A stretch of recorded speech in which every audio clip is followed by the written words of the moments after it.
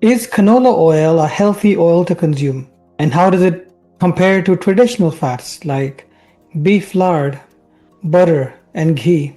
What's a healthier choice for cooking? You may have heard RFK Jr. talking up the benefits of beef lard over canola oil. You may have even listened in to Pierre Poilievre on the Joe Rogan show talking up beef lard over canola oil. But what's the truth? What does the science show? It's okay to listen in to TikTok Reels and Instagram Reels, but what does the science actually show? I'm Dr. Rawat, an Indian origin, England-trained, Canada-based family physician who additionally studied nutrition at Harvard and founded healthgroupcoaching.com, where for several years I've been running a program for weight loss and the reversal of metabolic disease. And in this video, I'll make the science absolutely clear for you, and at the end, there will be absolutely no confusion in your mind as to whether it's healthy or not, and particularly how it compares to traditional fats like butter, ghee, and beef tallow.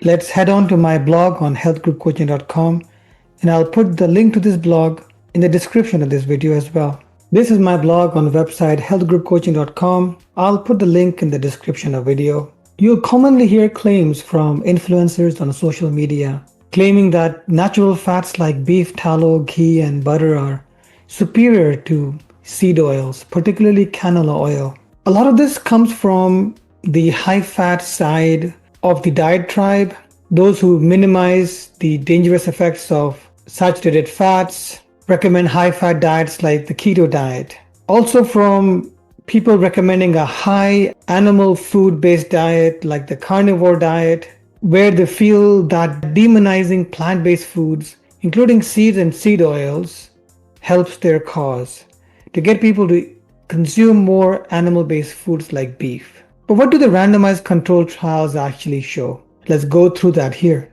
First of all, what is canola oil? Canola oil actually stands for Canada oil. It's in fact rapeseed oil, but in Canada, it was breeded in such a way as to be low in acid, particularly uric acid. And because this was grown in Canada, it got the name canola oil. Can for Canada and ola for low acid oil. If you look at the composition of canola oil, it's very similar to olive oil, primarily monounsaturated fats. 63% is monounsaturated, 28% is polyunsaturated, and 7% is saturated. In science, we consider unsaturated fats to be healthy and saturated fats to be unhealthy. Those unhealthy fats would include solid fats like ghee, butter, lard, ultra-processed foods containing palm oil, coconut oil, red meats like beef, goat, lamb, pig, as well as any foods which have been deep fried. Canola oil, in fact, has a very favorable 12-to-1 ratio of unsaturated healthy fats to saturated unhealthy fats, compared to something like butter, which would be up to 70% saturated, ghee, which would be about the same, 65% saturated, and beef tallow, which would be about 50% saturated. Have a look at a few studies. This study was published in the American Journal of Clinical Nutrition, randomized control feeding trial, 130 adults, 4 weeks. And they found that when replacing saturated unhealthy fats with canola oil, the classic heart risk disease markers were all improved. LDL bad cholesterol came down, the good cholesterol went up, triglycerides came down, blood pressure came down, and the overall 10-year heart risk score came down as well. In this study, published in the Journal of American College of Nutrition, this is a meta-analysis of 27 randomized controlled trials published in the Journal of American College of Nutrition, covering 1,359 adults. And again, it showed that replacing saturated fat with canola oil would reduce total cholesterol, reduce LDL or bad cholesterol, and the effects were more pronounced the older the clients were and the longer the study went on for. But what about the LDL particle size? This is a common trope that misinformation spreaders talk about. This is a study published in Atherosclerosis magazine, a randomized control trial, and this showed that replacing saturated fats with canola oil made those LDL particles less sticky, less likely to bind to the artery wall, more cardioprotective. Another trope that misinformation spreaders often talk about is insulin sensitivity and inflammation. Well, that has also been studied. This study was published in Nutrition, Metabolism, and Cardiovascular Disease, a randomized controlled study, a crossover design, which is a really high quality design. 114 adults with abdominal obesity and metabolic syndrome, 4 weeks dietary phases, and they were looking specifically for insulin resistance and inflammation. And what did they find? Replacing saturated fats with canola oil improved insulin sensitivity 4.5 to 6.9% and reduced inflammation CRP by 17.8%. Even the expression of inflammatory genes like interleukin 1b was reduced when replacing saturated fats with canola oil. How about the effect on weight? This study was published in Nutrition Journal and systematic review and meta-analysis of 32 randomized controlled trials. And it showed that when replacing saturated fats, canola oil resulted in a modest reduction in body mass index, particularly in type 2 diabetics and older adults above the age of 50. So if you combine all these studies, how does canola oil in fact compare to butter, ghee, and beef tallow? Well, it's got a lot less saturated fat, 7% compared to 50 to 70% in the other three. It reduces bad cholesterol or LDL cholesterol while the other three increase it. It increases good cholesterol while the other three don't have much of an effect on that. It reduces triglycerides while the other three don't have much of an effect on that. It improves insulin sensitivity, although the other three appear to mostly worsen it. It reduces inflammation while the other three appear to increase inflammation. It has a modest effect in reducing weight while the other three don't have much effect on weight.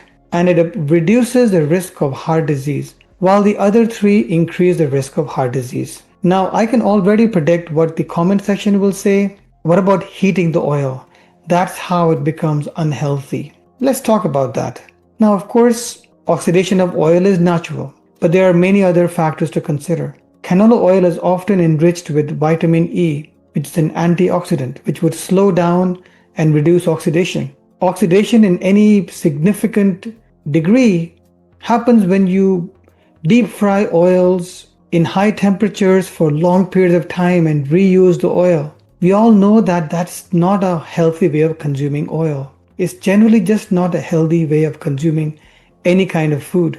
Now, there is some evidence that expeller pressed oil oxidizes less than solvent extracted oil. If this is something which concerns you, then you could certainly choose an expeller pressed oil over a solvent extracted one. But even then, that's a minor issue because there is really no good evidence that the presence of oxidative products results in any harmful effects.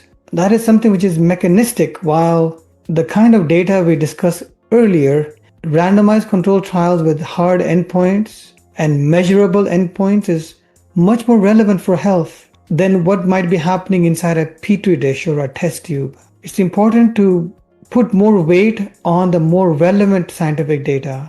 Unfortunately, those spreading misinformation on social media will often hang their hat on this kind of mechanistic test tube data because that's all they have to talk about. They can't share the randomized control human crossover studies with you because those studies don't back their narrative. They don't help their case. And so they will intentionally talk down the strong scientific data while talking up their really weak test tube scientific data. In fact, because canola oil, like olive oil, is primarily monounsaturated, unlike other oils like sunflower, safflower, and soybean oil, which are primarily polyunsaturated, it actually has better thermal stability compared to polyunsaturated oils. And there have in fact been studies confirming that canola oil is more stable than other commonly used PUFA oils in high temperature cooking, although commercial deep frying is generally just a unhealthy way of cooking, and no matter what oil you're using, they'll all get oxidized when you repeatedly deep fry something at high temperatures. Most of the studies used up to a maximum of 12 mils of canola oil, which means that they weren't using quantities which would even allow for deep frying. They were using quantities which would be sufficient for a shallow saute, and that's really how you should be using any kind of oil. One concept that I would like to highlight, however, is that clients can become healthy consuming an unhealthy diet, and the other way around as well. You can become unhealthy consuming an healthy diet if you don't keep your calorie balance in check. Even a small surplus of calories over time can lead to weight gain and worsening metabolic health, and a small deficit over time can lead to weight loss and improving metabolic health, regardless of what food you're consuming. And so, even though we saw here that canola oil, like olive oil and avocado oil, is a really healthy oil, I like to treat this like I treat orange juice and peanut butter. These are food compounds with healthy aspects derived from healthy foods. Oranges in the case of orange juice and peanuts in the case of peanut butter, but they are calorie dense. And if you consume large amounts, it will lead to weight gain and worsening health. So in my case, if I were to use canola oil, olive oil, or avocado oil, I use a ceramic nonstick pan and use an oil spray to minimize the calories. And of course, the same applies if you were to choose butter, beef tallow, or ghee as well. These are all very calorie dense. So what's the final summary? All those people talking up beef tallow, ghee, and butter over canola oil are wrong. High quality scientific evidence proves that canola oil reduces bad cholesterol, improves good cholesterol, reduces triglycerides, reduces inflammation, improves insulin sensitivity, has a modest effect on weight loss, and reduces the risk of heart disease when replacing saturated fats. And these would be solid fats like butter, ghee, beef tallow, as well as red meats like beef, goat, lamb, pig, ultra-processed foods containing palm oil, coconut oil, and deep-fried foods. Many of you will be aware that I'm a family physician who is of Indian origin, trained in England, based in Canada, also studied nutrition at Harvard and founded healthgroupcoaching.com, where I coach clients on weight loss and the reversal of metabolic diseases. If you'd like to read Harvard University's official statement on seed oils, then I have put the link on my blog there as well. My group coaching program includes 1 hour group coaching classes once a week. There is an option of 5 days, Monday to Friday, for attending the program. It is fully covered on OHIP for those who live in Ontario and have an OHIP card. There is choice of both in-person as well as Zoom video. OHIP only allows billing on Zoom video if the client has seen you in person within the last 2 years. So any clients who would like to join the program but have never seen me in person at the clinic would need to attend an in-person session first, which is typically on Mondays, Wednesdays, and Fridays, before moving on to Zoom video if that's what you find more convenient. I hope you found the video useful. If you know anyone who is victim to misinformation on the internet and has been telling you all kinds of scary things about canola oil, then please do share this video with that person. The link to this blog will be in the description of this video, so do share this blog with them. Remember to subscribe to the program. If you're interested in my coaching program for weight loss and reversal of metabolic disease, then visit my website healthgroupcoaching.com, complete the client discovery form, and email me on weightlossgroupcoaching@gmail.com. Take care of yourself, and I'll see you at the next video.